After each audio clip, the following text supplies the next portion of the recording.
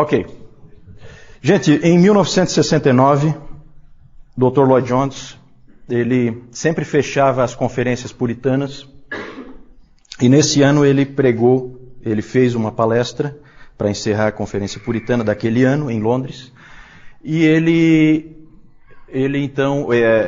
fez essa palestra, podemos aprender da história? Essa era a pergunta, podemos aprender da história? E ele começa essa palestra, que foi uma palestra crucial, porque foi nesse ano que ele se separou do J.I. Packer, os dois organizavam juntos essa conferência, e o impacto dessa palestra dele foi muito grande, muito forte. E acabou havendo um certo desentendimento entre eles. E ele começa exatamente por esse texto que eu coloquei aí, em que ele diz assim: talvez não exista nada que tenha denegrido tanto a glória de Deus como a história do seu povo na igreja. Já não animou muito, né? Por isso vou tratar desse assunto sobre aprender da história. O famoso dito de Hegel faz-nos lembrar que o que aprendemos da história é que não aprendemos nada da história. Ora, no que se refere ao mundo secular, essa é uma verdade plena e indubitável. A história da raça humana mostra isso claramente. A humanidade, em sua loucura e estupidez, sempre repete os mesmos erros. Não aprende e se nega a aprender. Mas não aceito isso como sendo próprio do cristão. O meu ponto de vista é que o cristão deve aprender da história. Que por ser cristão é seu dever fazer isso e deve animar-se a fazê-lo. Isso tudo indica que o cristão deve aprender da história. O meu argumento é que, para nós, é sempre essencial suplementar a nossa leitura teológica com a leitura da história da igreja. Se não, corremos o perigo de nos tornarmos abstratos, teóricos e acadêmicos em nossa visão da verdade. E, deixando de relacioná-la com os aspectos práticos da vida diária, logo estaremos em dificuldade. É interessante porque a história da igreja, conforme o Dr. Lloyd Jones falou aí, ela deve ser para o nosso ensino, ela deve trabalhar em nós, ela deve fazer um efeito sobre nós. Esse é um dos alvos nossos aqui, que cada um de nós seja impactado pelo estudo da história da igreja, que haja efeito sobre nós, que nós possamos sair da coisa abstrata teórica e possamos ver ali pessoas de carne e osso lutando com a verdade, que a gente possa se identificar naqueles homens e naquelas mulheres do passado que são irmãos nossos, só que em outro tempo, que passaram por lutas, que passaram por dificuldades, que tiveram que enfrentar grandes ameaças, e ali a gente pode aprender muita coisa. E é isso que eu espero que a gente consiga. Que a gente não caia naquela atitude, né, daquela história que se conta, né, de uma mocinha que foi chamada a preparar um estudo sobre a história da igreja, e ela então muito preocupada em fazer o melhor possível, e ela ficou pensando, por onde começar? Por onde começar? E aí ela chegou à conclusão de que ela tinha que começar do começo. Tem que começar lá do início mesmo. Isso é o certo. E aí, então, no dia da apresentação, ela pegou a folhinha dela e aí ela foi ler, então, o trabalho dela. E aí ela começou, se posicionou e disse: nosso pastor nasceu em 1933. Eu espero que essa não seja a atitude de nenhum de nós de achar que a igreja começa com a nossa igreja, né? São séculos de história, são 2000 anos de história, com muita coisa acontecendo e influenciando tudo que a gente crê, tudo que a gente vive hoje. Pode passar então? Mas o que é a igreja? Nós vamos estudar a história da igreja, mas o que é a igreja? E aí nós temos aí a Confissão de Fé de 1689, no seu capítulo 25. Ali nós vemos então a definição da igreja universal. A igreja universal ou católica, católica significa universal. Eu vou procurar não usar o termo católica para me referir ao catolicismo romano, porque é uma maneira errada da gente se referir, é uma maneira equivocada, né? Sempre vou preferir utilizar o romanismo em vez de catolicismo. Catolicismo é uma maneira errada de se expressar, né? Nós somos membros da igreja católica, certo? Universal. Católico significa universal. O próprio nome, Igreja Católica Romana já é uma contradição de termos. Ou é católica ou é romana. Certo? Então aí já é um problema. A Igreja Universal ou Católica, que com respeito à obra interna do Espírito e da verdade e da graça pode ser chamada invisível, consiste no número total dos eleitos que já foram, estão sendo ou ainda serão chamados em Cristo o cabeça de todos. Essa história da Igreja Universal ou invisível, nós não temos como estudar. Porque ela é invisível, nós não temos como fazer uma análise dela. Nós vamos fazer uma análise da Igreja visível, com todos os problemas que ela tem. Todas as pessoas ao redor do mundo que professam fé no Evangelho e obediência a Deus mediante Cristo, de acordo com o Evangelho, e que não destroem o seu testemunho com alguma doutrina fundamentalmente errada ou conversão profana, esses podem ser chamados de os santos, de que se compõe a igreja visível. E todas as congregações deviam ser constituídas de pessoas assim. Mesmo as igrejas mais puras sobre a terra estão sujeitas a erros doutrinários e a comprometimentos. Isso é muito importante, vai aparecer o tempo inteiro. Algumas se degeneraram tanto que deixaram de ser igrejas de Cristo e passaram a ser sinagogas de Satanás. A despeito disso, porém, Cristo sempre teve e sempre terá um reino neste mundo até o fim dos tempos. Esse reino é formado dos que nele creem e confessam o seu nome. Muitos chamam a história da igreja de Terceiro Testamento. Certo? Então, nós temos o Primeiro Testamento. Qual seria o Primeiro Testamento?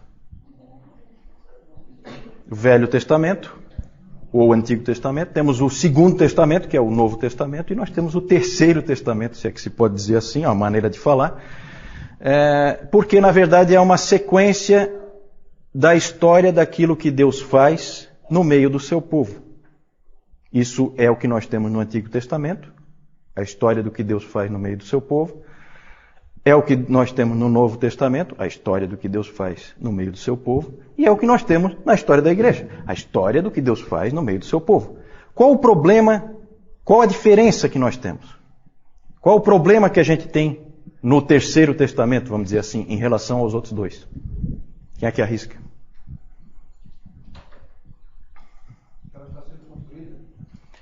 Que ela está sendo construída é um aspecto, né? Mas há um problema um pouco mais sério. Não, segunda vinda. Qual é o grande problema? O problema é que Deus está trabalhando no meio do seu povo, mas nós não temos interpretação. Certo? Nós não sabemos o que Ele está fazendo.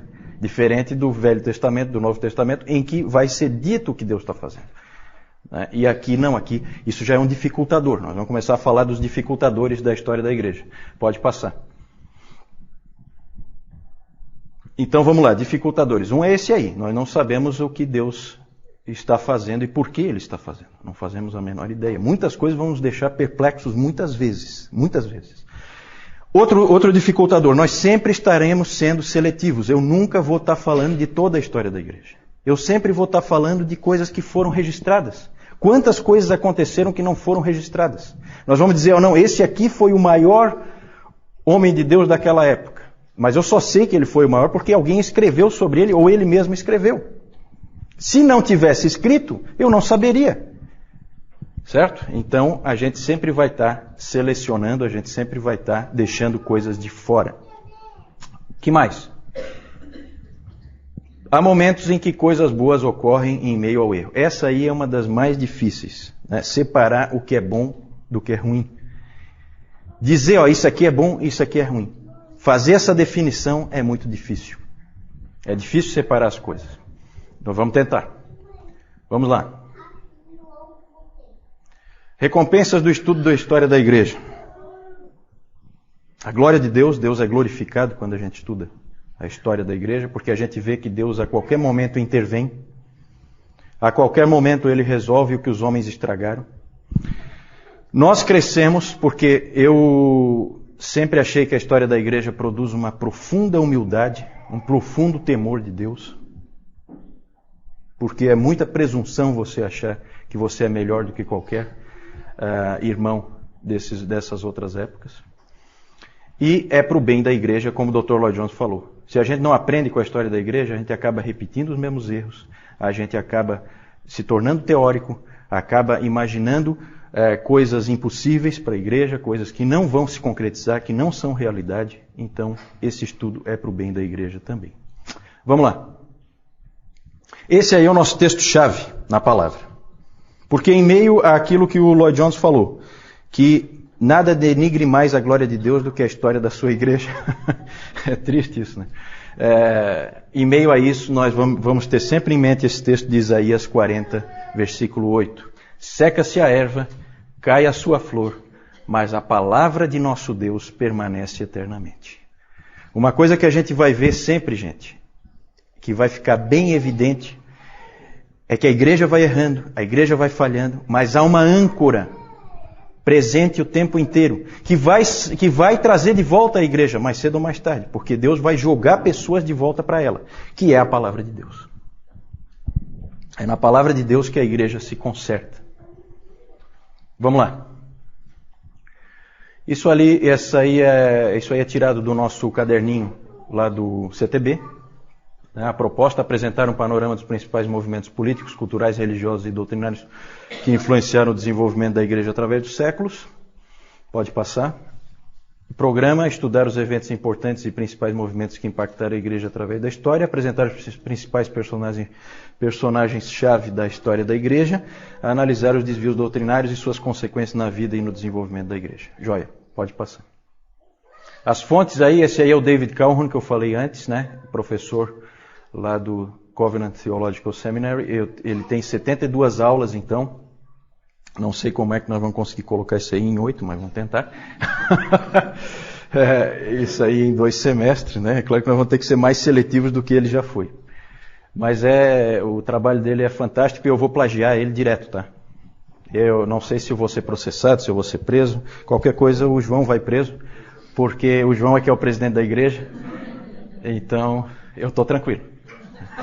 Ele como bom admirador dos puritanos, ele não vai se incomodar muito que eu vou plagiar ele, porque, como o J.I. Packer disse, os puritanos se plagiavam o tempo inteiro. Eles não tinham preocupação com isso. O que é bom deve ser repercutido. Não deve ser, copyright, não sei o que, direitos autorais. Não tem isso aí. De graça recebeste, de graça dai. Vamos lá.